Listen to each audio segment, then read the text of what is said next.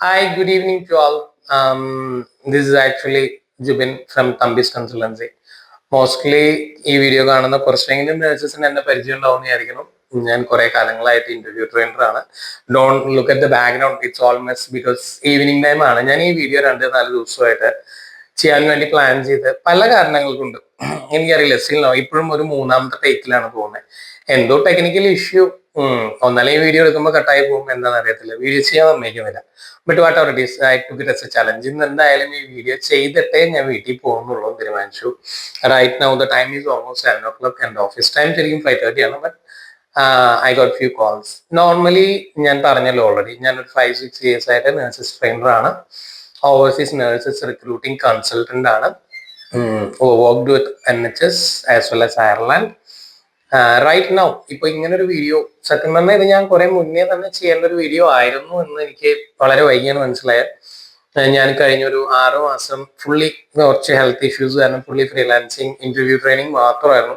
അപ്പൊ എന്നെ സമീപിച്ച എല്ലാവരും OET എഴുതി, ചിലർ DL കിട്ടി, DL എക്സ്പയർ ആവാറായി, ചിലർ OET എക്സ്പയർ ആവാറായി. ഇനി എന്ത് ചെയ്യും എന്നുള്ളൊരു ചോദ്യത്തില് എങ്ങനെയെങ്കിലും ഒരു ഇന്റർവ്യൂ കിട്ടണം എന്നുള്ളൊരു ഇതില് പലരും പൈസ പല സ്ഥലങ്ങളിൽ പോയ അനുഭവങ്ങൾ പറയും.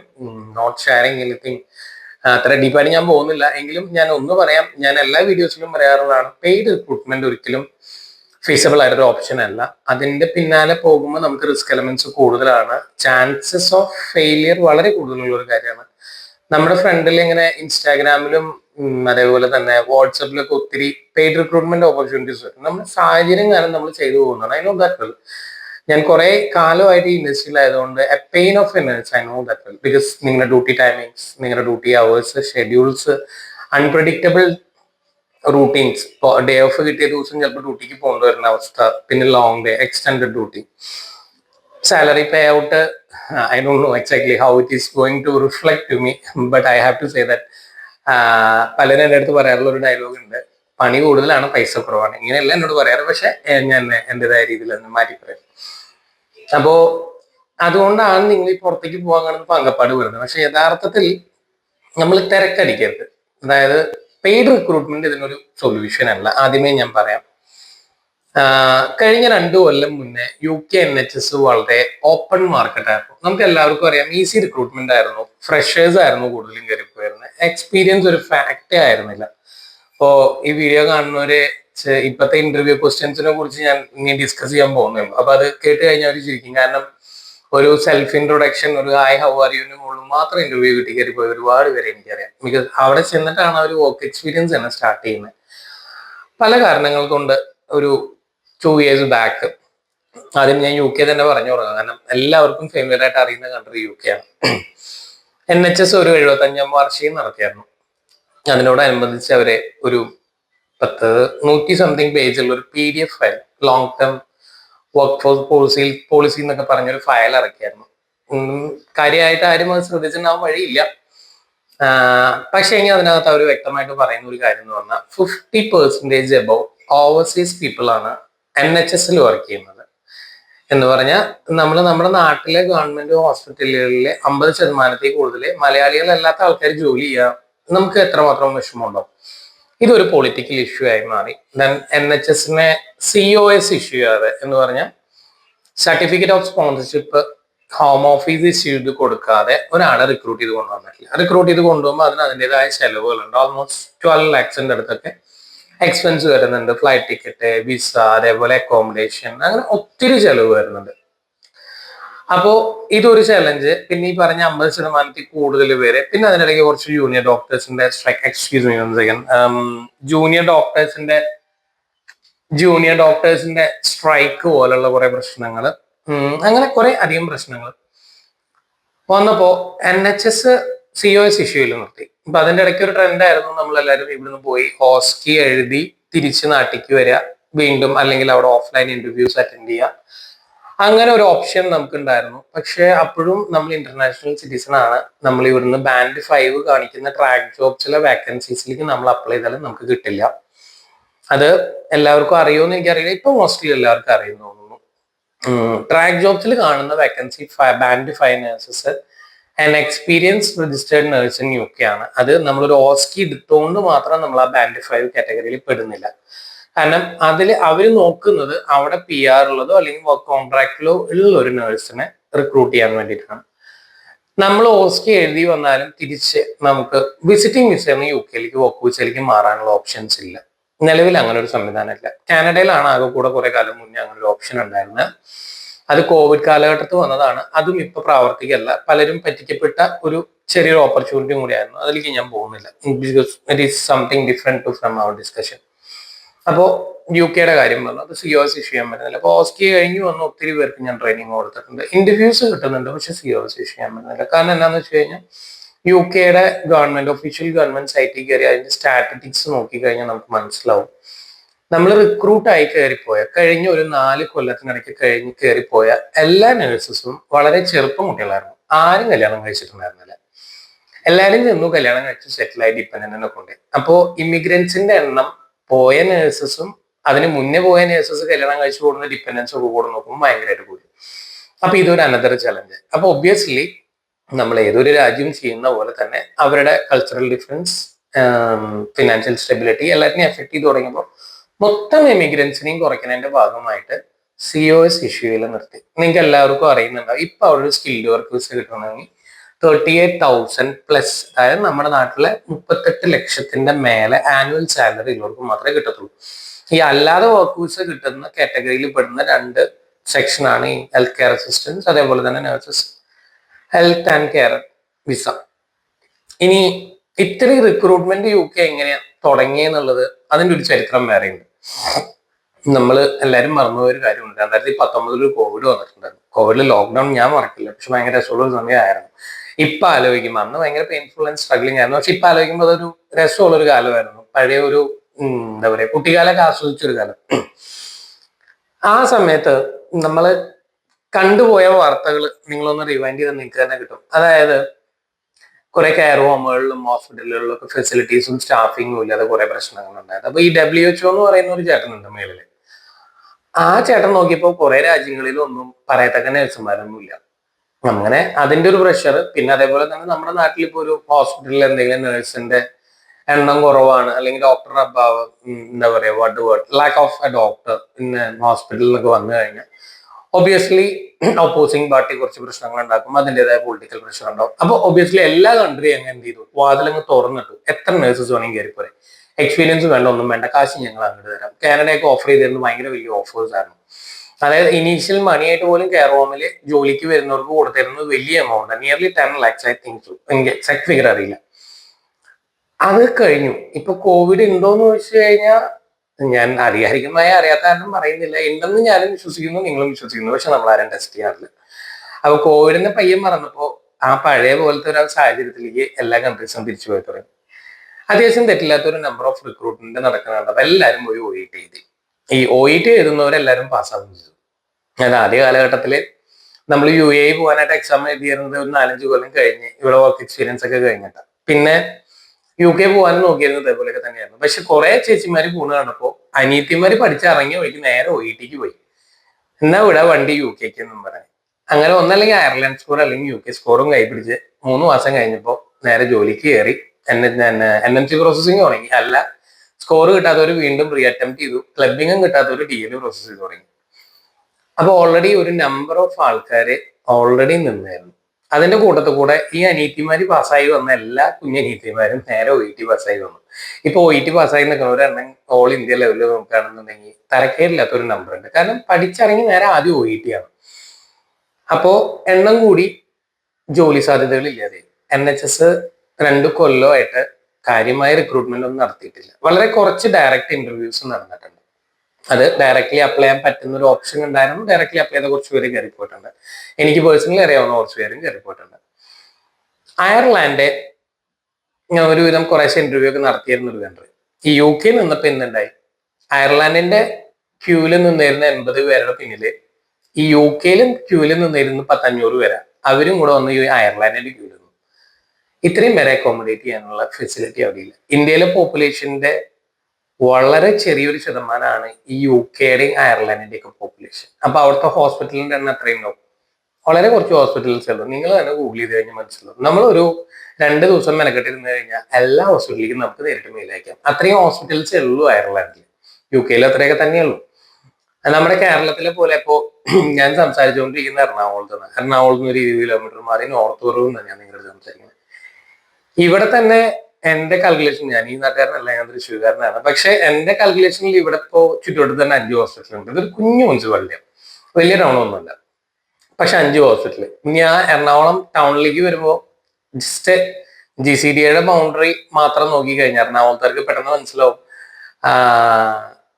കോർപ്പറേഷന്റെ ബൗണ്ടറിയുടെ ഉള്ളിലെ ഹോസ്പിറ്റലിന് എണ്ണം നോക്കി കഴിഞ്ഞാൽ ഭയങ്കര ഡിഫറെന്റ്. നമ്മുടെ ഹെൽത്ത് സിസ്റ്റം തന്നെ ഭയങ്കര വ്യത്യാസമാണ്. ഞാൻ ടോപ്പിക് ടു ടോപ്പിക് ജമ്പായി പോകുന്നത്, ഇത് കുറേ ഇൻഫോർമേറ്റീവ് ആയിട്ടുള്ള കാര്യങ്ങൾ പറയാനുണ്ട്. അതായത് ഇനിയെങ്കിലും ഈ വീഡിയോ പറഞ്ഞില്ലെങ്കിൽ ഇനിയും ഒരുപാട് എൻ്റെ വളരെ വേണ്ടപ്പെട്ട, കാരണം ബിക്കോസ് എൻ്റെ മോസ്റ്റ്ലി ഞാൻ റീസെന്റ് കമ്മ്യൂണിക്കേഷനുള്ള എല്ലാവരും നഴ്സസ് ആണ്. ഞാൻ ഈ ഇൻഡസ്ട്രിയിൽ ഉള്ളത് കൊണ്ട് തന്നെ എന്ത് ഡൗട്ട് വന്നു കഴിഞ്ഞാലും even after in abroad as well as I do spend some time for them. ഞാനൊരു ഓസ്കി ട്രെയിനർ ആണ് കേട്ടോ, ഞാനത് പറയാൻ മറന്നുപോയി. അപ്പോൾ ഓസ്കി ട്രെയിനിങ് ഒക്കെ ചെയ്തു കൊടുത്തിരുന്ന കാരണം എൻ്റെ ഏറ്റവും കൂടുതൽ കമ്മ്യൂണിക്കേഷൻ ഉള്ള നഴ്സസ് ആണ്. നിങ്ങളെ പൈസ പോകുന്നതിൽ എനിക്ക് നല്ല വിഷമമുണ്ട്. അതുകൊണ്ടാണ് സത്യം പറഞ്ഞ ഈ വീഡിയോ ചെയ്യുന്നതിനുള്ള കാരണം തന്നെ. നിലവിൽ അയർലാൻഡിൽ ഓപ്പണിംഗ് വളരെ കുറവാണ്. ടെസ്റ്റിന് ഡേറ്റ് കിട്ടുന്നില്ല, അതാണ് പ്രധാന ഇഷ്യൂ. പല സ്ഥലങ്ങളിൽ നിന്നും എബ്രോഡ് പോലുള്ള സ്ഥലങ്ങളിൽ നിന്ന് നിങ്ങൾക്ക് ഓഫർ വരുമ്പോൾ ഒതന്റിസിറ്റി, നിങ്ങളുടെ അടുത്ത് റിക്രൂട്ട്മെന്റിന് പെയ്ഡായിട്ട് പോകരുത് എന്നല്ല ഞാൻ പറയുന്നത്. നിങ്ങൾക്ക് 100% ഉറപ്പുണ്ടെങ്കിൽ നിങ്ങൾ ചെയ്തു. പൈസ പോയി ലീഗലി ഇത് തിരിച്ചു പിടിക്കാന്നൊക്കെ പറഞ്ഞാൽ ഭയങ്കര ബുദ്ധിമുട്ടാണ്. പൈസ പോവാതെ നോക്കാനാണ് എളുപ്പം. 95% നിങ്ങളുടെ ഫ്രണ്ടിലേക്ക് വരുന്ന പെയ്ഡ് ഓപ്പർച്യൂണിറ്റീസും ഫേക്ക് ആണ്. 5% ആണ് ജെന്യൂൻ. ഇനി നിങ്ങൾക്ക് ഇത് എങ്ങനെ ഐഡന്റിഫൈ ചെയ്യാൻ പറ്റും? ഞാൻ ട്രെയിനിങ് കൊടുക്കുന്ന എല്ലാവർക്കും പറഞ്ഞു കൊടുക്കാറുള്ള, ഇത് ഞാൻ പെയ്ഡായിട്ട് ചെയ്യാറില്ല, പക്ഷെ ഇനി this is not a matter of payment, but this is a matter of passing an information. Because ഞാൻ ഈ 5 കൊല്ലത്തില് ഓസ്കി ട്രെയിനിങ് പഠിച്ചത് എന്റെ കഴിവുകൊണ്ടല്ല. എന്റെ കൂടെ ട്രെയിനിങ്ങിന് വന്ന കാൻഡിഡേറ്റ്സിൽ നിന്നും പല സെൽഫ് ടെക്നിക്കിലൂടെയും അതേപോലെ തന്നെ പല കാൻഡിഡേറ്റ്സിന്റെ അടുത്തു നിന്നൊക്കെ കിട്ടുന്ന ഇൻഫോർമേഷൻ കൊണ്ട് കിട്ടിയ നോളജ് ആണത്. ഇത് എനിക്ക് ജന്മസിദ്ധമായിട്ടോ ഞാനൊരു സ്കൂളിൽ പോയി പഠിച്ചതല്ല. So I like to share my knowledge to my dearest friends because I don't want you to lose some money again. So paid interviews എന്ന് പറയുന്നത് സ്കാംസ് വളരെ കൂടുതലാണ്. ശ്രദ്ധിച്ച് മാത്രം ചെയ്യാം. എപ്പോഴും വളരെ ജെന്യൂനിറ്റി, ഒതന്റിസിറ്റി ചെക്ക് ചെയ്യുക. ഓഫർ ലെറ്റർ എന്ന് പറയുന്ന ഒരു സാധനത്തിന്റെ ഒതന്റിസിറ്റി ചെക്ക് ചെയ്യാതെ ഒരിക്കലും നിങ്ങൾ പേയ്മെന്റ് കൊടുക്കരുത്. പെയ്ഡ് ഇന്റർവ്യൂസ് ഫെയിൽ ആയി കഴിഞ്ഞാൽ, ഇന്റർവ്യൂ ഇപ്പോൾ പണ്ടത്തെ പോലെയല്ല, നല്ല ടഫാണ്. I will get to that just after few minutes. I am really sorry to lag this video, but I have to tell all these things. ഇത് ഞാൻ പാർട്ടായിട്ടായിരിക്കും മോസ്റ്റ്ലി പോസ്റ്റ് ചെയ്യുന്നത് because it will take a little bit of time. ഇപ്പോ paid interviews നിങ്ങൾ fail ആയി കഴിഞ്ഞാൽ നിങ്ങൾക്ക് എത്ര ശതമാനം റീഫണ്ട് കിട്ടും? നിങ്ങൾ കൊടുക്കുന്ന പൈസയ്ക്ക് എന്തെങ്കിലും എവിഡൻസ് ഉണ്ടോ? അതിന് എന്തെങ്കിലും എഗ്രിമെന്റ് ഉണ്ടോ? ഈ കമ്പനി ലീഗലി അങ്ങനെ ചെയ്യാനുള്ള റൈറ്റ്സ് ഉള്ള കമ്പനിയാണോ? I never did any paid recruitment till in my entire life. എനിക്കൊരു 10-15 കൊല്ലത്തെ ഓവർസീസ് എക്സ്പീരിയൻസ് ഉണ്ട്. എൻ്റെ അടുത്ത് പലരും വന്ന് പറയാറുണ്ട് ഇന്ന വേക്കൻസി ഉണ്ട്, ഇന്ന വേക്കൻസി ഉണ്ട്. ഈവൻ ദോ എനിക്ക് അറിയാവുന്ന ആൾക്കാരാണെങ്കിൽ പോലും ഞാൻ റെഫർ ചെയ്യാറില്ല. റെഫർ ചെയ്യാത്തത് ഞാൻ മറ്റൊന്നും കൊണ്ടല്ല, ഒരാളെ സഹായിക്കാൻ താല്പര്യമില്ലാത്തതുകൊണ്ടല്ല. പക്ഷെ ഇതിനകത്തുള്ള ഒതന്റിസിറ്റി ചെക്ക് ചെയ്യാൻ ഭയങ്കര ബുദ്ധിമുട്ടാണ്. എവിടെയെങ്കിലും 1 രൂപ നഷ്ടപ്പെട്ടാൽ അല്ലെങ്കിൽ ഫേക്ക് ആയിട്ടുള്ള പ്രോമിസിൽ ഒരാൾ വിദേശ രാജ്യത്ത് ചെന്ന് പെട്ടാൽ, അയാളെ ഇവിടുന്ന് എന്റെ വാക്കുകൊണ്ട് ഒരാൾ ചെന്ന് വിട്ട് ബുദ്ധിമുട്ടി കഴിഞ്ഞാൽ അയാളെ രക്ഷിക്കാൻ എന്നെ കൊണ്ട് പറ്റില്ലെന്ന് ഉറപ്പുള്ളതുകൊണ്ട് ഞാൻ ഇതുവരെ അങ്ങനെ ഒരു കാര്യം ചെയ്തിട്ടില്ല, ഇനിയിട്ട് ചെയ്യാൻ ഉദ്ദേശിക്കുന്നുമില്ല. I always promote free recruitment. അത് ഏറ്റവും എളുപ്പത്തിൽ കിട്ടാവുന്ന കുറച്ച് വിഭാഗത്തിലുള്ള ആൾക്കാരാണ് ഈ ഹെൽത്ത് ആൻഡ് കെയർ പ്രൊഫഷണൽസ്. നിങ്ങൾക്ക് അതിന് കുറെ ഓപ്ഷൻസ് ഉണ്ട്, that I will discuss in this video വെച്ചാൽ. അപ്പൊ നമ്മൾ പറഞ്ഞു വന്നത് അയർലാൻഡാണ് ഇപ്പൊ ഏറ്റവും കൂടുതൽ പെയ്ഡ് റിക്രൂട്ട്മെന്റ് ഓപ്പർച്യൂണിറ്റീസ് നിങ്ങളുടെ ഫ്രണ്ടിൽ വരുന്നത്. ഒതന്റിസിറ്റി ചെക്ക് ചെയ്യുക. നിങ്ങൾക്ക് ഡയറക്റ്റ് എംപ്ലോയറിനായിട്ട് ആണോ ഇന്റർവ്യൂ നടന്നത് എന്ന് വെരിഫൈ ചെയ്യുക. എംപ്ലോയറുടെ സൈഡിൽ നിന്ന് വന്ന മെയിൽ അതിനൊരു എവിഡൻസ് ആണ്. മെയിലിന്റെ ഇമെയിൽ ID വെരിഫൈ ചെയ്യാം. നിങ്ങൾക്ക് കൺഫ്യൂഷൻസ് ഉണ്ടെങ്കിൽ അവരുടെ ഓവർസീസ് റിക്രൂട്ട്മെന്റ് HR ഡിപ്പാർട്ട്മെന്റുമായിട്ട് കോൺടാക്ട് ചെയ്യാം. നിങ്ങൾക്ക് ഇതിനൊന്നും നിൽക്കാൻ പറ്റുന്നില്ല എങ്കിലും നിങ്ങളെ സഹായിക്കാനായിട്ട് നമ്മുടെ സർക്കാർ സ്ഥാപനമായ നോർക്കയുണ്ട്. സർക്കാരും ഒക്കെ കൂടെ ചേർന്ന് സഹായിക്കുന്ന ഒരു സംരംഭമാണ് നോർക്ക. നോർക്കയുടെ സഹായം തേടാം. സെൻട്രൽ ഗവൺമെന്റ് ത്രൂ ഒരു ലിസ്റ്റ് ഓഫ് രജിസ്റ്റേർഡ് മെമ്പേഴ്സ് ഉണ്ട്, ചെക്ക് ചെയ്യാം. ഒത്തിരി ഫെസിലിറ്റീസ് ഉണ്ട്. ഡിസ്ക്രിപ്ഷൻ ബോക്സിൽ എന്റെ കോൺടാക്ട് നമ്പർ ഞാൻ ഇടാം. എന്തെങ്കിലും ഡൗട്ട്സ് ഉണ്ടെങ്കിൽ നിങ്ങൾക്ക് എന്നെ കോൺടാക്ട് ചെയ്യാം. എന്നെ കൊണ്ട് പറ്റാവുന്ന റിസോഴ്സസ് പറ്റാവുന്ന രീതിയിൽ ഞാൻ നിങ്ങളെ ഹെൽപ്പ് ചെയ്യാം. അപ്പൊ ഇത്രയും ഫെസിലിറ്റീസ് നിങ്ങളുടെ ഫ്രണ്ടിലുണ്ട്. I know the limitations of technical skills and abilities. പറയുമ്പോൾ ഞാൻ ആരെയും വിഷമിപ്പിക്കാൻ വേണ്ടി പറയുന്നല്ല. പലപ്പോഴും എനിക്ക് സങ്കടം തോന്നിയിട്ടുള്ള കാര്യം എന്ന് പറഞ്ഞു കഴിഞ്ഞാൽ മോസ്റ്റ്ലി എന്റെ ക്ലാസ് അറ്റൻഡ് ചെയ്യുന്ന 99% കാൻഡിഡേറ്റ്സിനും ഞാൻ CV എഡിറ്റ് ചെയ്ത് കൊടുക്കാറുണ്ട്. ഞാനത് എൻ്റെ ഒരു കഴിവായിട്ട് പറയുമല്ല. ഒരുപാട് പേർക്ക് ലാപ്ടോപ്പ് സ്വന്തമായിട്ട് ഉണ്ടാവാറില്ല, അല്ലെങ്കിൽ അത് ഒരു മൊബൈലിനകത്ത് ചെയ്യാനുള്ള ടെക്നിക്കലി ചെയ്യുന്നതിനുള്ള ലിമിറ്റേഷൻസ് ഉണ്ടാവാറുണ്ട്. I am into some sort of technical side. ഞാൻ അതുകൊണ്ട് എനിക്ക് അതൊരു പ്രശ്നമല്ല. ഞാൻ പലർക്കും കണ്ടന്റ് കാൻഡിഡേറ്റ് തരുന്നതാണ്, ഞാൻ നല്ല കണ്ടന്റ് ഉണ്ടാക്കുന്നത്. ബട്ട് അവരെ ഞാൻ സപ്പോർട്ട് ചെയ്യാറുണ്ട്. ഈവൻ പലർക്കും ഈവൻ ആഫ്റ്റർ നമ്മുടെ നാട്ടിലെ പോലെ ഇപ്പൊ നമ്മുടെ നാട്ടില് GNMO ANMO കഴിഞ്ഞു വന്ന, ഞാൻ റീസെന്റ് ഹോസ്പിറ്റലൈസ്ഡ് ആയിരുന്നു പനിയായിട്ട്. അപ്പോ ANM കഴിഞ്ഞ നേഴ്സാണ് എനിക്ക് IV ലൈൻ ഇട്ടായിരുന്നു. ANM കഴിഞ്ഞ IV ലൈൻ അല്ല, എക്സ്പീരിയൻസ് ഉണ്ട്, കുഴപ്പമില്ല. പക്ഷേ ഇനി വിദേശത്ത് വ്യത്യാസമുണ്ട്. നമ്മൾ ഈവൻ UK, ഇപ്പൊ ഞാൻ UK കുറച്ചുകൂടെ ഈസി ആയിട്ട് പറഞ്ഞുതരാം, എല്ലാവർക്കും അറിയുന്ന ഒരു കണ്ടേ. നമ്മൾ ഇവിടുന്ന് പോയി ബാൻഡ് 4 ആയിട്ടാണ് നമ്മൾ പോകുന്നത്. ബാൻഡ് 5 ആയി 6 പോലും നമുക്കൊരു പ്രൊസീജിയർ ചെയ്യണമെങ്കിൽ കോമ്പിറ്റൻസി എന്ന് പറയുന്ന ഒരു സംവിധാനമുണ്ട്. അത് കിട്ടണം. നമുക്ക് ചെയ്യാൻ അറിയാം എന്ന് നമ്മൾ പ്രൂവ് ചെയ്ത് കാണിക്കണം. ഈവൻ വൈറ്റൽസ് എടുക്കണമെങ്കിൽ പോലും. അപ്പൊ നമ്മുടെ നാട്ടിലെ ഹെൽത്ത് സിസ്റ്റം അല്ല, എൻ്റയർലി ഡിഫറെന്റ് ഹെൽത്ത് സിസ്റ്റം ആണ്. ഇതിന്റെ ഇടയിലുള്ള ഒരു ഡിഫറൻസ് അത് ആദ്യം നിങ്ങൾ മനസ്സിലാക്കണം. പിന്നെ നിങ്ങൾ എംപ്ലോയർ പറയുന്ന, അല്ലെങ്കിൽ എംപ്ലോയറുടെ ഇടയിൽ നിൽക്കുന്ന ഏജൻസി പറയുന്ന കാര്യങ്ങളും ഈ എംപ്ലോയറും ഈ കൺട്രിയും തമ്മിലുള്ള ക്രൈറ്റീരിയാസും തമ്മിലുള്ള ആ ഒരു ഗ്യാപ്പ് ഫിൽ ആവുന്നുണ്ടോ എന്ന് നോക്കണം. നോർക്ക പോലുള്ള സംവിധാനങ്ങൾ ഉപയോഗിച്ച് നിങ്ങൾ ഒതന്റിസിറ്റി ചെക്ക് ചെയ്യണം. എന്നിട്ട് മാത്രം പെയ്ഡ് റിക്രൂട്ട്മെന്റ്സിനെ കുറിച്ച് ചിന്തിക്കാം. ഇനി എക്സ്പീരിയൻസ്ഡ് ആയിട്ടുള്ള, ഞാൻ ഇനി അടുത്ത സെക്ഷൻ പറയുവാണെന്നുണ്ടെങ്കിൽ നിങ്ങൾക്ക് എങ്ങനെ ഡയറക്റ്റ്ലി അപ്ലൈ ചെയ്യാൻ പറ്റും. ഡയറക്റ്റ്ലി അപ്ലൈ ചെയ്യാന്ന് പറഞ്ഞു കഴിഞ്ഞാൽ you have to spend a little bit more time. അത്യാവശ്യം കുഴപ്പമില്ലാത്ത രീതിയിൽ മെനക്കെടാൻ തയ്യാറാവണം. കാരണം ഇമെയിൽസ് നിങ്ങൾ തന്നെ ഫോർവേഡ് ചെയ്യണം, ഒരു പ്രൊഫഷണൽ മെയിൽ ക്രിയേറ്റ് ചെയ്യണം, നല്ലൊരു CV ആയിരിക്കണം. കാരണം പലപ്പോഴും CVസിൽ വരുന്ന ഒരു പാളിച്ചാന്ന് പറഞ്ഞു കഴിഞ്ഞാൽ നമ്മുടെ ഒരുപാട് ഇൻഫോർമേഷൻസ് ഉണ്ടാവും. കുറെ നമ്മൾ റിപ്പീറ്റഡ് ആയിരിക്കും. പലപ്പോഴും നമ്മൾ കോപ്പി പേസ്റ്റ് ചെയ്ത് CV ചെയ്യാറുണ്ട്. ഒരിക്കലും കോപ്പി പേസ്റ്റ് ചെയ്ത് CV ചെയ്യരുത്. CVയിൽ എന്താണോ നമ്മൾ എഴുതിയിരിക്കുന്നത് വ്യക്തമായി നമുക്ക് അറിവുള്ള കാര്യങ്ങൾ മാത്രമായിരിക്കണം. അപ്പാർട്ട് ഫ്രം നമ്മുടെ medical clinical experiences, cases handle, duties responsibilities, then equipments handled. ഇത് കൂടാതെ ഒരു നേഴ്സ് എന്ന നിലയിൽ നിങ്ങളുടെ സ്കിൽ എന്താണ്, what makes you A perfect nurse, നിങ്ങൾക്ക് പലപ്പോഴും ഉള്ള നിങ്ങളുടെ അച്ചീവ്മെന്റ്സ് അതിനകത്ത് മെൻഷൻ ചെയ്യാം. പിന്നെ അതേപോലെ നിങ്ങളുടെ കമ്പ്യൂട്ടർ സ്കില്ല്, പലപ്പോഴും CVകളിൽ ഇല്ലാത്തൊരു സാധനമാണ് computer skill. Computer skill must ആയിട്ടും വേണം. ബേസിക് ടെക്നിക്കൽ സ്കിൽസ്, കാരണം നമ്മൾ പുറത്തു പോയി കഴിഞ്ഞാൽ കമ്പ്യൂട്ടർ സ്കിൽസ് ഇല്ലാതെ പറ്റത്തില്ല. ഇപ്പോൾ വളരെ ചെറിയൊരു എക്സാമ്പിൾ പറയുവാണെന്നുണ്ടെങ്കിൽ നമ്മുടെ നാട്ടിലത്തെ ഹെൽത്ത് സിസ്റ്റത്തിനെ കുറച്ച് കാണിക്കുകയല്ല. നമ്മുടെ നാട്ടിലെ ആവശ്യത്തിന് പ്രൈവറ്റ് ഹോസ്പിറ്റൽസ് ഉണ്ട്. നമുക്കത് ഒരു 90% ആൾക്കാർക്കും അഫോർഡബിൾ ആയ രീതിയിൽ ഹെൽത്ത് ഇൻഷുറൻസും കാര്യങ്ങളും ഉണ്ട്. വിദേശ രാജ്യങ്ങളിലെ പ്രൈവറ്റ് ഹോസ്പിറ്റൽസ് അഫോർഡബിൾ അല്ല. അതുകൊണ്ട് അവരുടെ ഹെൽത്ത് സിസ്റ്റം ഫ്രീ ആയി കൊടുക്കുന്നത്, നല്ല ഫെസിലിറ്റീസ് പ്രൊവൈഡ് ചെയ്യുന്നുണ്ട്. നമ്മുടെ നാട്ടിലെ ഹെൽത്ത് സിസ്റ്റം ഒട്ടും മോശമല്ല, നല്ല ഹെൽത്ത് സിസ്റ്റം തന്നെയാണ്. ഞാൻ ഒരിക്കലും തെറ്റു പറയില്ല. ഈവൻ ഞാൻ എൻ്റെ സർജറി ചെയ്തത് ഒരു മെഡിക്കൽ കോളേജിലാണ്. I got enough care and attention for that thing. It was a bit complicated thing, and some private hospital um, told me about it will cost more than 3 lakhs. This surgery, I'm not from an APL ration card. So almost ഒരു 30-35 KRML എനിക്ക് insurance card ഒന്നുമില്ല. 30-35 KRML എനിക്ക് expense വന്നില്ല. And the treatment was very good. നമ്മുടേതായ limitations ഉണ്ട്, because our country is such a way. ഞാൻ നമ്മുടെ health സിസ്റ്റത്തിന് ഒരിക്കലും കുറ്റം പറയില്ല. നമ്മുടെ ഹെൽത്ത് സിസ്റ്റത്തിൽ ആവശ്യത്തിന് ഫെസിലിറ്റീസ് ഉണ്ട്, ഇല്ല എന്നല്ല ഞാൻ പറഞ്ഞതിന്റെ അർത്ഥം. പക്ഷെ വിദേശ രാജ്യങ്ങളിലെ ഹെൽത്ത് സിസ്റ്റത്തിലുള്ള വ്യത്യാസമാണ് ഞാൻ പറയാൻ ഉദ്ദേശിക്കുന്നത്. ഇതിനെ വേറൊരു രീതിയിൽ എടുക്കരുതാരും. ഞാൻ പോകുന്നവർക്ക് കിട്ടാനുള്ള ഒരു നോളജായി മാത്രം പറയുന്ന കാര്യമാണ്. ഒന്നിനെയും മോശമാക്കി കാണിച്ച് മറ്റൊന്നിനെ നന്നാക്കി കാണിക്കാനുള്ള വീഡിയോ അല്ല ഇത്. അത് നിങ്ങൾ സെൽഫായിട്ട് അപ്രോച്ച് ചെയ്യുന്നതിനേക്കാൾ മുന്നേ എക്യുപ്മെന്റ്സുകളെ കുറിച്ച് വ്യക്തമായൊരു നോളജ് കാണും. അടുത്തത്, നിങ്ങൾ ഒരു നേഴ്സ്, സ്കിൽഡ് നേഴ്സ്, ഞാൻ പറഞ്ഞല്ലോ, ഒരു അപ്പാർട്ട് ഫ്രം നിങ്ങളുടെ clinical duties, responsibilities and all those things, ഇതിനെ മാറ്റി നിർത്തി ഒരു നേഴ്സ് എന്ന നിലയിൽ നിങ്ങളുടെ ക്വാളിറ്റീസ് പ്രൂവ് ചെയ്യാൻ പറ്റുന്ന എല്ലാ എബിലിറ്റീസും അതിൽ വേണം. ഒരു നേഴ്സ് എപ്പോഴും ഒരു ടീം വർക്കറാണ്, ആ ബോധ്യം വേണം. ഇത്രയും കാര്യങ്ങൾ മിനിമം CVയിൽ വേണം. പിന്നെ വളരെ കംപ്രസ് ചെയ്ത് നിങ്ങളെ കുറിച്ച് വ്യക്തമായി മെൻഷൻ ചെയ്യുന്ന ഒരു കവറിംഗ് ലെറ്റർ വേണം. ഇതിന്റെ എല്ലാം രത്നച്ചുരുക്കം ഇറങ്ങിയ ഒരു പ്രൊഫഷണൽ മെയിൽ ഫോർമാറ്റ്. ഇനി ഇത് ആർക്കൊക്കെ അയക്കാൻ പറ്റും? ഇപ്പോൾ അയക്കാൻ പറ്റുന്നത് UK ഞാൻ പറഞ്ഞല്ലോ, already COS is hardly very tough. But private hospitals requirement prove ചെയ്ത് COS ഇഷ്യൂ ചെയ്യുന്ന കിട്ടുന്ന പ്രൈവറ്റ് ഹോസ്പിറ്റൽസും പ്രൈവറ്റ് കെയർ ഹോംസും ഉണ്ട്. You can apply directly. ആകെ വേണ്ടത് ഈ പറഞ്ഞ പ്രൊഫഷണൽ ഫോർമാറ്റിലുള്ള CV ആയിരിക്കണം, കവറിംഗ് ലെറ്റർ വേണം, നിങ്ങൾ എഴുതിയ CVയെ കുറിച്ച് വ്യക്തമായ നോളജ് വേണം. ഇനി പ്രൈവറ്റ് സെക്ടറിലേക്കാണ് നിങ്ങൾ അയക്കുന്നതെന്നുണ്ടെങ്കിൽ നല്ല തറോ നോളജ്, ഇന്റർവ്യൂ പ്രിപ്പറേഷൻ ഇല്ലെങ്കിൽ നിങ്ങൾക്ക് ഇന്റർവ്യൂ കിട്ടത്തില്ല. ബിക്കോസ് നമ്മുടെ നാട്ടിലെ പോലെ പ്രൈവറ്റ് ഹോസ്പിറ്റൽസ് വിദേശ രാജ്യങ്ങളിൽ അഫോർഡബിൾ അല്ല. അതുകൊണ്ട് തന്നെ അവരുടെ nurses and patient ratio entirely different ആണ്. വർക്ക് ലോഡ് വളരെ കുറവാണ്, സാലറി പാക്കേജ് കൂടുതലാണ്.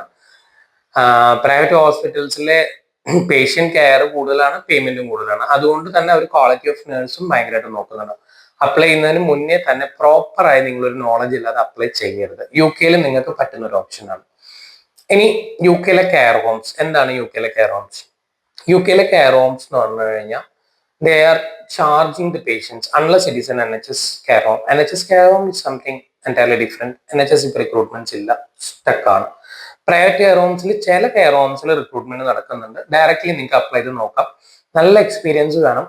കെയർ ഹോം എന്ന് പറയുമ്പോൾ വളരെ ബേസിക് ആയിട്ട് അറിഞ്ഞിരിക്കേണ്ട കുറച്ച് പോയിന്റ്സ് എന്ന് പറഞ്ഞു കഴിഞ്ഞാൽ, ഒന്ന്, ഡിമെൻഷ്യയെ കുറിച്ച് നല്ല നോളജ് വേണം, ഫാൾ പ്രിവെൻഷൻ അറിയണം, ബെഡ്സ് ഓർ ബോഡി മാപ്പിംഗ്. ഒരു പേഷ്യന്റിന് നമ്മൾ ഒരു കെയർ ഹോമിൽ ഒരിക്കലും പേഷ്യന്റ് എന്ന് വിളിക്കില്ല, റെസിഡന്റ് ആണ്. We have to consider it as a second home. അതേപോലെ തന്നെ നമ്മുടെ വീട്ടിലെ നമുക്ക് ഏറ്റവും ഇഷ്ടമുള്ള ഗ്രാൻഡ് പാരന്റിനെ നമ്മൾ എങ്ങനെയാണോ വീട്ടിൽ ട്രീറ്റ് ചെയ്യുക, ആ ഒരു രീതിയിൽ ആൻസർ പറഞ്ഞാൽ മാത്രമാണ് നമുക്ക് കെയർ ഹോംസ് പ്രൈവറ്റ്. ഇതിപ്പോ UK അയർലൻഡിലാണെങ്കിലും ഇങ്ങനെയൊക്കെ തന്നെയാണ്. പിന്നെ ഇനി നമ്മുടെ ടൈപ്പ് ഓഫ് ഇന്റർവ്യൂസ് ഇനി നമുക്ക് ക്ലാസിഫൈ ചെയ്ത് 2 കൺട്രീനെയും കൂടെ കമ്പൈൻ ചെയ്ത് പറയാം. അപ്പൊ എനിക്ക് കുറച്ചുകൂടെ നിങ്ങളെ ബോറടിക്കാതെ പെട്ടെന്ന് പരിപാടി ശ്രമിക്കാം. ഫോർ ഓവറഡീസ് നിങ്ങളിപ്പോൾ അപ്ലൈ ചെയ്യുന്ന UK ശരി, അയർലൻഡ് ആണെങ്കിലും ശരി, കുറച്ച് എക്സ്പീരിയൻസ് നിങ്ങളുടെ കയ്യിൽ വേണം. ഒരു ഫ്രഷർ ആയിട്ട് നിങ്ങൾക്ക് ഇത് ഡയറക്റ്റ്ലി അപ്ലൈ ചെയ്തിട്ട് കാര്യമില്ല, കൺസിഡർ ചെയ്യില്ല. ദെൻ ഞാൻ പറഞ്ഞല്ലോ, ഒരു അട്രാക്റ്റീവ് CV ആയിരിക്കണം. ഒരു പ്രീ സ്ക്രീനിങ്ങിന് വേണ്ടുന്നതായ ക്വാളിറ്റീസ് നിങ്ങൾക്ക് ഉണ്ടാവണം. പ്രീ സ്ക്രീനിങ് കിട്ടിക്കഴിഞ്ഞാൽ നിങ്ങൾ ആ പ്രീ സ്ക്രീനിങ്ങിൽ നിങ്ങളുടെ ക്വാളിറ്റി പ്രൂവ് ചെയ്താൽ മാത്രമാണ് നിങ്ങൾക്ക് ഇന്റർവ്യൂ കിട്ടത്തുള്ളൂ. ഇനി നിങ്ങൾക്ക് അടുത്ത നോളജ് വേണ്ടത് നിങ്ങളുടെ CV എന്താണ്, നിങ്ങളുടെ ഡിപ്പാർട്ട്മെന്റ് എന്താണ്, അതിനെക്കുറിച്ച് വ്യക്തമായ നോളജ് വേണം. നിങ്ങൾ അപ്ലൈ ചെയ്യുന്ന എംപ്ലോയർ എന്ത് ടൈപ്പ് സർവീസ് ആണ് പ്രൊവൈഡ് ചെയ്യുന്നത്. ഞാൻ കുറച്ച് ഇനി ക്ലാസിഫൈ ചെയ്ത് പറഞ്ഞാലാണ് ഞാൻ പറയുന്ന കാര്യങ്ങൾ മനസ്സിലാവത്തുള്ളൂ. നമുക്ക് ആദ്യം ഹോസ്പിറ്റൽസ് ആയിട്ട് പറയാം. ഹോസ്പിറ്റൽസിൽ കുറെ തരം ഹോസ്പിറ്റൽസ് ഉണ്ട്. ഏത് തരം ഹോസ്പിറ്റൽ ആണെങ്കിലും നമുക്ക് മോസ്റ്റ്ലി നമ്മുടെ നാട്ടിലത്തെ പോലെ എല്ലാ ഏജ് ഗ്രേഡിലുള്ള പേഷ്യൻസ് വിദേശ രാജ്യങ്ങളിൽ കുറവാണ്.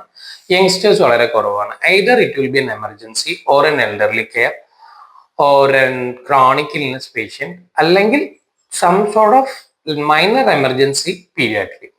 ഈ ടൈപ്പ് കാറ്റഗറീസ് ഓഫ് പേഷ്യൻസ് മാത്രമേ ഉള്ളൂ. ഇനി ഇതില്ലാതെ വരുന്ന ഒരു കാറ്റഗറിയാണ് ലേണിംഗ് ഡിസബിലിറ്റി പേഷ്യൻസ്. ഈ ലേണിംഗ് ഡിസബിലിറ്റി എന്ന് പറയുമ്പോൾ നമ്മുടെ നാട്ടിൽ ഓട്ടിസം പോലെയൊക്കെ തന്നെ, but they call it as learning disability. നമുക്കത് സൈൻ ലാംഗ്വേജസ് ഒക്കെ യൂസ് ചെയ്ത് കാം ആൻഡ് ക്വയറ്റ് അറ്റ്മോസ്ഫിയറിലൊക്കെ ഹാൻഡിൽ ചെയ്യേണ്ട ഒരു പ്രത്യേക ടൈപ്പ് കേസാണ്. അതിനെ ഒക്കെ ഞാൻ വേറെ പാർട്ട് ഓഫ് വീഡിയോയിൽ ഇടാം. Now I know that it's almost near to half an hour. അപ്പോൾ ഞാൻ പറഞ്ഞു വന്നത് ഹോസ്പിറ്റൽസിലെ നമ്മുടെ ടൈപ്പ് ഓഫ് പേഷ്യൻസ് എങ്ങനെയാണെന്ന് ഞാൻ പറഞ്ഞു. ഒന്ന്, എമർജൻസി. നമ്മൾ എമർജൻസി ഡിപ്പാർട്ട്മെന്റ് എന്നുള്ള ആളാണെങ്കിൽ നമുക്ക് എങ്ങനെ ക്രിട്ടിക്കൽ സിറ്റുവേഷൻ അണ്ടർ സ്റ്റാഫിങ്ങിൽ മാനേജ് ചെയ്യാൻ അറിയാം. എങ്ങനെ നിങ്ങളൊരു ടീം വർക്ക് പ്ലാൻ പ്രിപ്പയർ ചെയ്ത് വർക്ക് ഡെലിഗേറ്റ് ചെയ്ത് ചെയ്യും. മോസ്റ്റ്ലി അവർ ചോദിക്കുന്ന ക്വസ്റ്റ്യനിൽ സ്റ്റാഫ് ഷോർട്ടേജ് ഉണ്ടാവാം, പിന്നെ ട്രോമ കേസസ് ഉണ്ടാവാം, റോഡ് ട്രാഫിക് ആക്സിഡൻസ് ഉണ്ടാവാം, ഇന്റർണൽ ബ്ലീഡിങ്ങിന്റെ സാധ്യതകളുള്ളൊരു കേസ് ആണെങ്കിൽ അതിനെക്കുറിച്ച് നിങ്ങൾ ആദ്യമേ തന്നെ അറിഞ്ഞിരിക്കണം. അപ്പോൾ ഒരു ഡിപ്പാർട്ട്മെന്റിനെ കുറിച്ച് ഞാൻ പറഞ്ഞു. നിങ്ങളുടെ എമർജൻസി ഡിപ്പാർട്ട്മെന്റിൽ നിങ്ങൾ എന്താണോ ഹാൻഡിൽ ചെയ്യുന്നത്, ഓരോ കേസസിന്റെയും ഡീറ്റെയിൽഡ് അനാലിസിസ് നിങ്ങൾ ചെയ്തിരിക്കണം. ഇപ്പോ ഞാൻ ഇതിന്റെ തുടക്കത്തിൽ തന്നെ ഒരു ക്വസ്റ്റ്യൻ പറയാം. എനി സിറ്റുവേഷൻ, ഇപ്പൊ നമുക്ക് നമ്മുടെ നാട്ടിലാണെങ്കിലും വിദേശത്താണെങ്കിലും എമർജൻസി ഡിപ്പാർട്ട്മെന്റിൽ ഏറ്റവും കൂടുതൽ ഫേസ് ചെയ്യുന്നത് കോൺഫ്ലിക്റ്റ് ആണ്. Just remember that wherever it is, whatever it is, if you are in a hospital, if there is a conflict, you have to focus on the patient, not on the conflict in the beginning stage. അതായത് ഇത് ആദ്യമേ തന്നെ ഒരുമിച്ച് ചെയ്യേണ്ട കാര്യമാണ്. അതായത് conflict എന്ന് പറയുന്ന സിറ്റുവേഷൻ വരുമ്പോൾ സാധാരണ എല്ലാവർക്കും ആദ്യം ശ്രദ്ധ കോൺഫ്ലിക്റ്റിൽ പോകും. ഇത് ഏതൊരു സിറ്റുവേഷനിലും, എമർജൻസിയിൽ മാത്രമല്ല, ഏറ്റവും കൂടുതൽ എമർജൻസിയിലാണ് ഉണ്ടാവുക, ക്രോണിക് ഇൽനെസ്സിലും എൽഡർലി കെയറിലും വരും. ഇതില് ഒരു കോൺഫ്ലിക്റ്റ് എന്ന് പറയുന്ന ഒരു സിറ്റുവേഷൻ ആണ് നിങ്ങളുടെ ഫ്രണ്ടിലുള്ള എങ്കിൽ ആദ്യമേ മനസ്സിൽ ആലോചിക്കേണ്ട ഒരു കാര്യം, കോൺഫ്ലിക്റ്റിനേക്കാളും പ്രാധാന്യം പേഷ്യന്റ് കെയറിനാണ്. പേഷ്യന്റിന്റെ സ്റ്റെബിലിറ്റിയും സേഫ്റ്റിയും എൻഷുർ ചെയ്ത് അതിന് വേണ്ടുന്നതായ പ്രോപ്പർ ആക്ഷൻ എടുത്തതിന് ശേഷം മാത്രമാണ് നിങ്ങൾ ഫുൾ കോൺസെൻട്രേഷൻ കോൺഫ്ലിക്റ്റിലേക്ക് പോകാൻ പാടുള്ളൂ. Not the point, full concentration. Along with that you have to consider the conflict as well as. ഒരു ഡീറ്റെയിൽഡ് സെഷൻ ഞാൻ ഇന്റർവ്യൂ പ്രിപ്പറേഷൻ മാത്രമായിട്ട് പിന്നീട് ഒരു വീഡിയോയിൽ ചെയ്യുന്നുണ്ട്, പറഞ്ഞാൽ തീരില്ല. That's why. Then elderly patients. Elderly പേഷ്യൻസിന്റെ കെയർ എന്ന് പറഞ്ഞു കഴിഞ്ഞാൽ അവിടെ ഏറ്റവും പ്രധാനം പേഷ്യൻസ് ആണ്. അവരുടെ self hygienity, bed sore, fall prevention, അങ്ങനെയുള്ള കാര്യങ്ങൾ. പീഡിയാട്രിക് കെയർ എന്ന് പറയുമ്പോൾ നമുക്ക് കുറച്ചുകൂടെ ഇമോഷണൽ കെയർ ആണ് വരുന്നത്. ഇനി അടുത്തത് ഞാൻ പറഞ്ഞല്ലോ, learning disability patients. Learning disability പേഷ്യൻസിന് വരുന്നത് ഹോളിസ്റ്റിക് കെയർ എന്ന് പറയും. ആ വേർഡിന്റെ അർത്ഥം ഞാൻ പറയാതെ തന്നെ എല്ലാവർക്കും അറിയാം. അതൊരു പവിത്രമായ ഒരു കെയർ ആണ് അവർക്ക് കൊടുക്കേണ്ടത്. കാരണം അവരെ ഒത്തിരി ഡിസ്റ്റർബ് ചെയ്യാൻ പാടില്ല, അവരെ കാം ആൻഡ് ക്വയറ്റ് അറ്റ്മോസ്ഫിയറിൽ മാറ്റണം, അങ്ങനെ കുറേ കണ്ടീഷൻസ് ഉണ്ട്. ഈ രീതിയിലാണ് നമ്മൾ ഈ ലേണിംഗ് ഡിസബിലിറ്റി പേഷ്യൻസിനെ ഹാൻഡിൽ ചെയ്യേണ്ടത്. ഇനി എൽഡർലി പേഷ്യൻസിലെ ഡിമെൻഷ്യ പേഷ്യൻസ് ഉണ്ട്, അവരെയും ഇതേപോലെ തന്നെയാണ് ഹാൻഡിൽ ചെയ്യുന്നത്. അപ്പൊ ടൈപ്പ് ഓഫ് പേഷ്യൻസിനെ കുറിച്ചൊരു ഐഡിയ വേണം. ഇനി ഞാനൊരു സിമ്പിൾ ക്വസ്റ്റ്യനിലേക്ക് പറയാം. സാധാരണ എല്ലാ നഴ്സസിന്റെ അടുത്തും ചോദിക്കുന്ന ഒരു ചോദ്യമാണ്, what you mean by patient centred care? Normally ഇതിലിപ്പോ എല്ലാവരെയും ഞാൻ അതറിയില്ല എന്ന് ഞാൻ പറയില്ല. ഇതിൽ ഒരു 60% 70% പേർക്കെങ്കിലും അത് കറക്റ്റായിട്ട് അറിയുന്നുണ്ടാവും. കുറച്ച് പേർക്ക് അറിയാത്തുണ്ടാവും. അത് നിങ്ങൾ കുറവായിട്ട് ഒരിക്കലും ഞാൻ കാണിക്കുന്നില്ല, കാണുന്നില്ല. ഇറ്റ്സ് ബിക്കോസ് ആ വേർഡ് നമ്മളെ വേറെ രീതിയിലേക്ക് തെറ്റിദ്ധരിപ്പിക്കുന്നു. പേഷ്യന്റ് സെന്റേഡ് കെയർ എന്ന് പറഞ്ഞു കഴിഞ്ഞാൽ ക്രോണിക് ഇൽനെസ് ഉള്ള പേഷ്യൻസിനാണ് കൂടുതലും നമുക്കിത് ആവശ്യം വരുന്നത്. പേഷ്യന്റിനെയും കൂടെ ഭാഗമാക്കി ചെയ്യുന്ന ഒരു കെയർ പ്ലാൻ, അത്രയേ ഉള്ളൂ ഈ പേഷ്യന്റ് സെന്റേഡ് കെയർ. അല്ലാതെ പേഷ്യന്റിന് കൂടുതൽ കെയർ കൊടുക്കുക എന്നുള്ളൊരു മീനിങ് ഇതിനകത്തില്ല. ആ ഒരു വാക്ക് എന്താണെന്നുള്ളത് നിങ്ങൾ തന്നെ ഗൂഗിൾ ചെയ്യുക, കണ്ടുപിടിക്കുക. Then 6 C's as A nurse, അത് ഇമ്പോർട്ടൻ്റ് ആയിട്ട് അറിഞ്ഞിരിക്കേണ്ട കാര്യങ്ങളാണ്. ദെൻ ഒരു ഇന്റർവ്യൂ ക്വസ്റ്റ്യൻ, ഇപ്പൊ ഞാൻ ടൈപ്പ് ഓഫ് പേഷ്യൻസ് പറഞ്ഞു. ഇനി എനി ടൈപ്പ് ഓഫ് ഇന്റർവ്യൂ ക്വസ്റ്റ്യനില് നമ്മൾ ഇവിടെ എല്ലാ ദിവസവും ചെയ്യുന്ന ഡേ ടു ഡേ റൂട്ടീൻ, ഒരു I will say as an example ICU hospital settings പറഞ്ഞുകൊണ്ടാണ്. ICU നേഴ്സ് എങ്ങനെ ഡെയിലി റൂട്ടീൻ സ്റ്റാർട്ട് ചെയ്യാന്ന് വെച്ച് കഴിഞ്ഞാൽ അടുത്ത വഴിക്ക് ഇൻവെന്ററി ആണ് പറയാറ്. പക്ഷെ നമ്മൾ ശരിക്കും ചെയ്യുന്ന ഇൻവെന്ററി അല്ല. നമ്മൾ സ്ക്രബ് ഇട്ട് ഹാൻഡ് ഹൈജീനും ഇൻഫെക്ഷൻ പ്രിവെൻഷൻ പ്രോട്ടോകോൾസും ഫോളോ ചെയ്തതിന് ശേഷമാണ് നമ്മുടെ ഡിപ്പാർട്ട്മെന്റ് ഉള്ളിൽ കയറുന്നത്. നമ്മുടെ ഫസ്റ്റ് ഡ്യൂട്ടി ഇൻവെന്ററി ആണ്, പക്ഷെ നമ്മൾ അതിന് മുന്നേ ചെയ്യുന്ന കാര്യം ഇത് പറയാൻ മറന്നു പോകരുത്. അപ്പോൾ ഞാൻ പറഞ്ഞു വന്നത് അത്രേ ഉള്ളൂ. ഒരു ഹോസ്പിറ്റൽ സെറ്റിംഗ്സ് ഇന്റർവ്യൂ ആണെങ്കിൽ നിങ്ങൾ നിങ്ങളുടെ ഡെയിലി റൂട്ടീനിൽ നിങ്ങളൊരു ഹോസ്പിറ്റൽ സെറ്റിംഗ്സിൽ എന്താണോ ചെയ്യുന്നത്, from the beginning till end, ഇതിന്റെ തുടക്കം patient analysis, back before infection control protocols, PPE measures, അത് നിങ്ങളുടെ ഡിപ്പാർട്ട്മെന്റിനനുസരിച്ച് മാറും. ഇതിന്റെ എൻഡിങ് എന്ന് പറയുന്നത് വിദേശ രാജ്യങ്ങളിലെ ഇന്റർവ്യൂവിൽ വളരെ ശ്രദ്ധിക്കേണ്ട കാര്യമാണ് documentation and observation of the patient in needed intervals. കാരണം എന്താണെന്ന് വെച്ചാൽ ഇതാണ് ഒരു ക്വസ്റ്റ്യന്റെ തുടക്കവും അവസാനം. തുടക്കത്തിൽ എന്താ? പേഷ്യന്റ് അനാലിസിസ്, വൈറ്റൽസ്, അതേപോലുള്ള കണ്ടീഷൻസ്, കാര്യങ്ങൾ. ഹാൻഡ് ഓവർ എടുക്കുന്ന സമയത്ത് ശ്രദ്ധിക്കേണ്ട കാര്യങ്ങൾ, തലേദിവസം എന്തെങ്കിലും ഇവന്റ്സ് ഉണ്ടായിട്ടുണ്ടോ. ദെൻ എൻഡ് ആവുന്ന എവിടെയാണ്? Documentation and observation. ഈ ഡോക്യുമെന്റേഷനിൽ നമുക്ക് നിർത്താം, പക്ഷെ നമ്മൾ അതിന്റെ ഈ ഒബ്സർവേഷൻ പറയുന്നത് we are providing more care to the patient that we always do in our day-to-day routine. I'm also a nurse by 4, 5, 6 years. I'm a nurse, but basically I'm a nurse. So we all do the same routine every day, but while in a question we will get sometimes confused. പിന്നെ ഇനി നമുക്ക് care ഹോമിനെ കുറിച്ച് പറയാം. Care ഹോമിലാണെന്നുണ്ടെങ്കിൽ type of patients entirely മാറി. നമ്മുടെ ക്ഷമയാണ് അവിടെ ഏറ്റവും വലിയ ആയുധം. നമുക്ക് HCAനെ കമ്പൽ ചെയ്ത് ചിലപ്പോൾ ജോലി ചെയ്യിക്കാൻ പറ്റാത്ത സാഹചര്യം വരും. റിഫ്യൂസൽ ഓഫ് വർക്ക് HCAയുടെ ഭാഗത്ത് നിന്ന് വരും. Refusal of procedure from the HCA റെസിഡന്റിന്റെ സൈഡിൽ നിന്ന് വരും. അപ്പൊ ഇങ്ങനെയുള്ള കുറെ ക്രിട്ടിക്കൽ സിറ്റുവേഷൻസ് മാനേജ് ചെയ്യും. അപ്പൊ നിങ്ങൾ ഒരു ഇന്റർവ്യൂ പ്രിപ്പറേഷൻ എന്ന് പറഞ്ഞു കഴിഞ്ഞാൽ it's very simple. Either you can ask me, I will give you tips and ideas how to prepare yourself and you have multiple options. നിങ്ങൾക്ക് യൂട്യൂബിൽ തന്നെ ഇഷ്ടം പോലെ കിട്ടും. പക്ഷെ I will suggest you one thing, interview prep ഒരിക്കലും മലയാളത്തിലുള്ളത് കാണരുത്. You have to learn in Malayalam, but you have to practise at least British accent or an Ireland accent. Then only you will be able to understand the question. അപ്പൊ ഞാൻ ഒരു wide ആയിട്ടുള്ള കാര്യങ്ങളാണ് പറഞ്ഞത്. ഞാൻ ഇനി ഇതിനെ ഒന്നുകൂടെ ലഘൂകരിക്കാം. നിലവിൽ പ്രോസസ്സിങ്ങിനായി കാത്തിരിക്കുന്ന എല്ലാ നഴ്സസിന്റെ അടുത്തും പുറത്തു പോകാൻ ആഗ്രഹിക്കുന്ന DL എക്സ്പയർ ആയതോ OET എഴുതി പ്രോസസ്സിങ്ങിന് വേണ്ടി വെയിറ്റ് ചെയ്യുന്നവരാണെങ്കിൽ നിങ്ങൾ ഒരു കാര്യം മാത്രം പറഞ്ഞ് ഞാൻ കൺക്ലൂഡ് ചെയ്യാം. പെയ്ഡ് റിക്രൂട്ട്മെന്റ് ആണെങ്കിൽ അതിന്റെ ഒതന്റിസിറ്റി ചെക്ക് ചെയ്തതിന് ശേഷം മാത്രം ആ പരിപാടിക്ക് ഇറങ്ങുക, അല്ലെങ്കിൽ ആ പണിക്ക് നിൽക്കരുത്. നിങ്ങൾക്ക് മിനിമം ഒരു 1.5 കൊല്ലം അല്ലെങ്കിൽ 2 കൊല്ലം എക്സ്പീരിയൻസ് ഇല്ല എങ്കിൽ നിലവിൽ DL പ്രോസസ്സിംഗ് സ്റ്റാർട്ട് ചെയ്തിട്ടില്ലെങ്കിൽ DL പ്രോസസ്സിംഗ് അല്പം വെയിറ്റ് ചെയ്തതിന് ശേഷം മാത്രം ചെയ്യാം. കാരണം ഇവിടെ എക്സ്പീരിയൻസ്ഡ് ആയിട്ടുള്ളവരെ DL എക്സ്പയർ ആയി റിന്യൂ ചെയ്തവരുണ്ട്, ഇതുവരെ ഇന്റർവ്യൂ ആർക്കും കിട്ടിയിട്ടില്ല. നിങ്ങൾ ഒരു 50,000 വെറുതെ കൊണ്ട് DLനെ എക്സ്പീരിയൻസ്ഡ് അല്ലാത്തവരുടെ കാര്യമാണ്. എക്സ്പീരിയൻസ്ഡ് ആയവർക്ക് ഇപ്പോഴും ഓപ്പർച്യൂണിറ്റീസ് ഉണ്ട്, നിങ്ങൾക്ക് ഡയറക്റ്റ്ലി അപ്ലൈ ചെയ്ത് നോക്കാം. എൻ്റെ കോൺടാക്ട് നമ്പറും ഇമെയിൽ ഐ ഡിയും ഞാൻ ഇതിൽ തരാം. നിങ്ങൾക്ക് കോൺടാക്ട് ചെയ്ത് കഴിഞ്ഞാൽ എന്നെ കൊണ്ട് പറ്റാവുന്ന ഗൈഡൻസും സപ്പോർട്ടും ഞങ്ങൾ തരണ്ടേ. അപ്പോൾ എക്സ്പീരിയൻസ് ഇല്ലാതെ നിങ്ങൾ OET ഉണ്ട്, എക്സ്പീരിയൻസ് ഇല്ല എന്നുണ്ടെങ്കിൽ നിങ്ങൾ വെറുതെ DLന് വേണ്ടി പൈസ ഇപ്പൊ സ്പെൻഡ് ചെയ്യേണ്ട. ഞാൻ പറഞ്ഞ വാക്ക് മാത്രം കേട്ട് നിങ്ങളൊരു തീരുമാനം എടുക്കേണ്ട. You just search among every one and find the truth. നിങ്ങൾക്ക് തന്നെ അന്വേഷിച്ചാൽ കണ്ടുപിടിക്കാൻ സാധിക്കുന്ന ഒരുപാട് സത്യങ്ങളുണ്ട്. അന്വേഷിക്കാനായിട്ട് വേണ്ടത് കുറച്ച് സമയം മാത്രമാണ്. നിങ്ങളുടെ സുഹൃത്തുക്കൾ പുറത്തുള്ളവരെയൊക്കെ കോൺടാക്ട് ചെയ്ത് കഴിഞ്ഞാൽ ഇഷ്ടം പോലെ കിട്ടും. പിന്നെ ആദ്യമേ പറയാം, ഇവിടുന്ന് പുറത്തു പോയി കഴിഞ്ഞാൽ അവര് ചിലപ്പോൾ നിങ്ങളെ കമ്മ്യൂണിക്കേറ്റ് ചെയ്യാത്ത വിഷമത്തിലും സങ്കടത്തിലൊക്കെ ഇരിക്കുന്നവരുണ്ടാവും. മേ ബി എന്റെ തന്നെ ഒരുപാട് ക്ലോസ് ഫ്രണ്ട്സ് ഞാൻ ഈ വിളിക്കുന്നതൊക്കെ എന്റെ കാൻഡിഡേറ്റ്സ് ആണല്ലോ. പലപ്പോഴും പോയി കഴിഞ്ഞാൽ അവിടെ നിന്ന് തന്നെ കമ്മ്യൂണിക്കേറ്റ് ചെയ്യാൻ സമയം കിട്ടാറില്ല. ബിക്കോസ് അവരുടെ ഡ്യൂട്ടി ടൈമിങ്ങും നമ്മുടെ ഇവിടുത്തെ ടൈം സോണും തമ്മിൽ മാച്ച് ആവില്ല. But if you have friends over in abroad, try to contact them and gather more informations. നിങ്ങളുടെ ട്രസ്റ്റുകളിൽ അല്ലെങ്കിൽ നിങ്ങളുടെ ഹോസ്പിറ്റലുകളിൽ റിക്രൂട്ട്മെന്റ് നടക്കുന്നുണ്ടോ? ചില NHS ട്രസ്റ്റുകളിലൊക്കെ ഡിപ്പാർട്ട്മെന്റുകൾ ഷട്ട് ഡൗൺ ചെയ്യുന്നുണ്ട്. ഞാൻ ഈ വീഡിയോ കേൾക്കുന്നവരെ ടെൻഷൻ അടിപ്പിക്കാനല്ല, but fact is sometimes to be realised. Then only you can think well and you can act as per that. ഇപ്പോ ഏറ്റവും കൂടുതൽ സ്കാം നടക്കുന്നത് നഴ്സസ് ഇന്റർവ്യൂസിലാണ്. കാരണം വേറെ ഒന്നുമില്ല, വളരെ വിഷമമുണ്ട് പറയുമ്പോൾ. പക്ഷെ പോകണമെന്ന് അതിയായ ആഗ്രഹമായിട്ട് 2-3 കൊല്ലമായിട്ട് ഇരിക്കുന്ന ഒത്തിരി പേരെ എനിക്കറിയാം. പഠിക്കുന്ന കാലം തൊട്ടേ പുറത്തു പോയൊരു ജോലി ചെയ്യാൻ വേണ്ടിയിട്ടാണ് ഈ പ്രൊഫഷനിലേക്ക് വന്നത് പോലും പലരും. ലൈഫ് ഒന്ന് സെറ്റിൽ ആവണം, വീട് പണിയണം, അനിയനെയും അനിയത്തിനെയും പഠിപ്പിക്കണം, അല്ലെങ്കിൽ ഒന്ന് വീട്ടുകാരെ സഹായിക്കണം, അങ്ങനെ ഒരുപാട് ആഗ്രഹങ്ങളോടുകൂടി BSc GNM ഒക്കെ കഴിഞ്ഞ് നിങ്ങൾ ഇങ്ങനെ നിന്ന് നിങ്ങളുടെ സ്വപ്നത്തിന് ഞാൻ ശരിക്കും ബഹുമാനിക്കുന്നു. I really respect your profession because you are really the Angeles of the world. I really respect in all manners.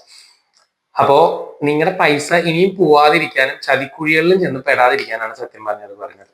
അപ്പൊ ഞാൻ ഇത്രയും പറഞ്ഞ എൻ്റെ ഒരു പാർട്ട് 1. ഞാനിത് ആക്ച്വലി ഒരു 10 to 15 മിനിറ്റ്സിൽ തീർക്കണം എന്ന് വിചാരിച്ചൊരു വീഡിയോ ആണ്. ബട്ട് അൺഫോർച്ചുനേറ്റ്ലി എനിക്കത് സാധിച്ചില്ല.